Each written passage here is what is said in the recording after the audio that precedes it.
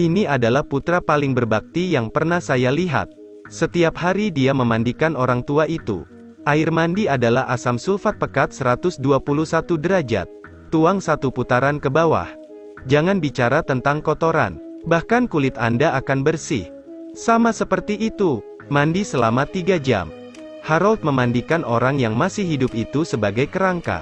Setelah itu, ia mencuci tulang dengan air dan menggosok sisa daging. Kemudian masukkan ke dalam panci. Maka Anda sudah memiliki pot tulang yang bersih. Jadi Harold tulang dan kabel mereka bersama-sama. Segera setelah saya melihatnya berpakaian untuk itu. Saya seperti oh astaga. Ayah Harold lahir dan lelaki tua itu menjadi anggota keluarga ketiga. Harold memiliki istri kerangka dan anak kerangka. Hidup mereka hanya menggunakan 2 kalimat untuk mendeskripsikannya. Kebahagiaan penuh. Harmoni yang menyenangkan. Tapi ada satu anggota yang hilang. Itu adalah ibu Harold. Jadi Harold pergi ke kota mencari target. Tiba-tiba, seorang wanita tua berbaju putih menarik Harold. Dia melaju cepat untuk melihat wanita tua yang kembali ke rumah. Ketika dia melihat wanita tua itu mengumpulkan barang-barang, Harold berpura-pura menanyakan arah dan kemudian membantunya memindahkan barang-barangnya. Dengan cara ini, wanita tua itu terjebak di garis bidik. Yang menakutkan adalah Harold juga memiliki paranoid yang parah. Dia pikir dia sedang memandikan wanita tua itu tetapi dia melautkannya. Suatu hari, Harold sedang membujuk putrinya untuk tidur. Tapi gadis itu tiba-tiba berkata, "Saya ingin seorang saudara perempuan." Sebenarnya, ini semua hanya paranoid Harold. Karena apa yang dia miliki adalah kerangka seorang anak. Jadi keesokan harinya, Harold pergi ke sekolah dan mencari target berikutnya. Orang ini adalah pembunuh cabul dengan paranoid parah. Keluarganya berempat, kecuali dia, adalah manusia. Sisanya bukan manusia. Mereka adalah kerangka putih. Suatu hari, saat membujuk putrinya untuk tidur, kata gadis itu, "Saya ingin seorang saudara perempuan." Jadi keesokan harinya, Harold pergi ke depan sekolah dan mencari mangsa. Pada akhirnya, seorang wanita muda yang mengenakan gaya baru menarik perhatiannya. Kemudian Harold menyingkir ke arahnya. Kecantikannya memikat Harold. Akibatnya, dia dengan ceroboh menyebabkan kecelakaan.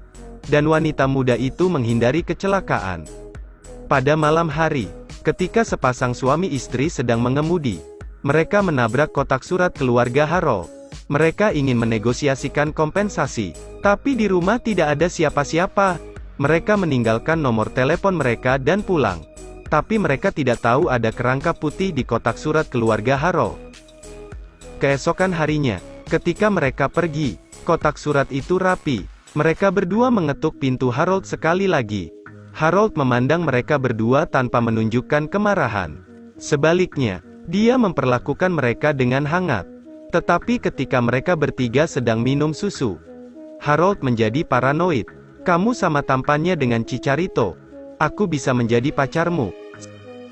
Setelah itu, Harold jatuh cinta pada Celia. Setiap malam dia mengintip Celia. Hal ini membuat istri Harold sangat marah. Lalu mereka bertengkar. Pada akhirnya, Harold tidak bisa menahan diri untuk tidak memeluk istrinya ke ruang bawah tanah dan mengambil palu kecil itu.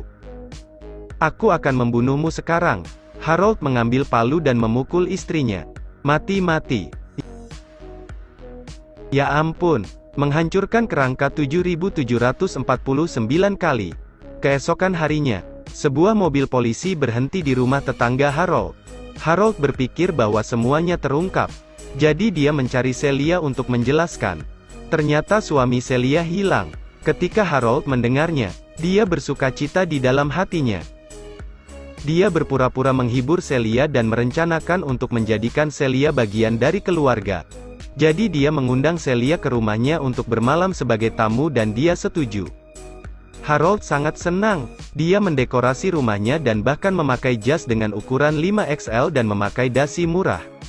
Harold bahkan mengumpulkan anggota keluarga untuk mempersiapkan kedatangan Celia. Di malam hari, Celia datang seperti yang dijanjikan.